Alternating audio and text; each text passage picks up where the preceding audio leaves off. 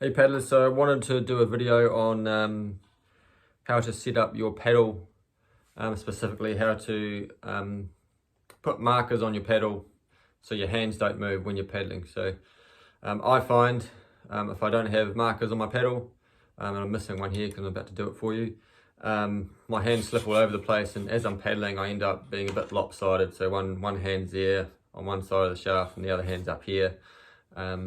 And that can be problematic because it affects your stroke and it creates imbalances over time. Lots of different ways I've seen in terms of how to mark your paddle. One of the most common ones is just to get a roll of insulation tape and wrap it around your paddle shaft 1,000 times, so it makes a bit of a lump and you can feel it. That way is okay. Keep doing that if it works for you. The way I'm going to show you uses a bit less insulation tape and takes a little bit less time, and with that it's a little bit easier to replace as that tape starts to wear over time. So you'll need obviously your paddle and some insulation tape. In terms of where you're going to put these marks, the key thing is making sure it's even.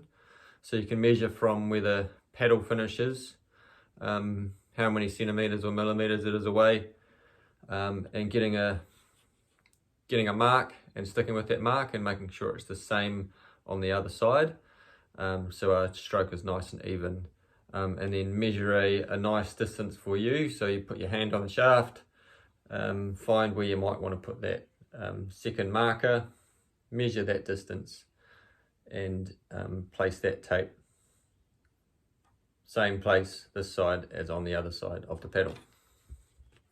All right, so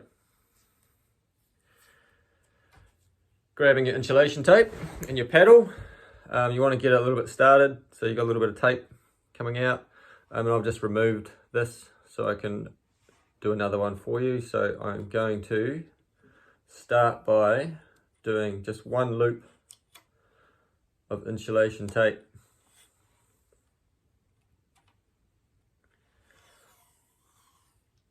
like so, and I'll just split the paddle in half so it's a little bit easier to maneuver.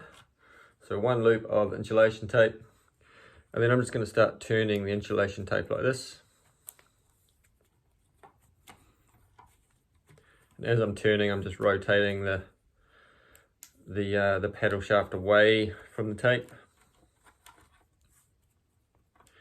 And then when you get to where you started, you just make sure you find the sticky side of the tape, so that's already sticky there. And then I just go around one more side on one side of the loop you just made, and then cross over and then go around the other side. Once you've happy with that, it's nice and smooth, it's not going to come off, peel it off, and it should look like that. So that means when my hand is in between those 2 points, it can move either way, and I'm going to feel that as I'm paddling, so I don't need to look. So it's going to help me, it's going to help reduce the amount of times I have to move my hand back, because I'm going to feel it move. And if it does move or slip for whatever reason, I know where I need to put my hand back without actually having to look at the paddle. And that will keep, hopefully, me nice and balanced when I paddle and reduce injuries as well. So lots of content on our channel now. Make sure you like and subscribe, ring the bell, flick us a comment or a message if you have any questions, and let us know what else you want to see on the channel. Cheers.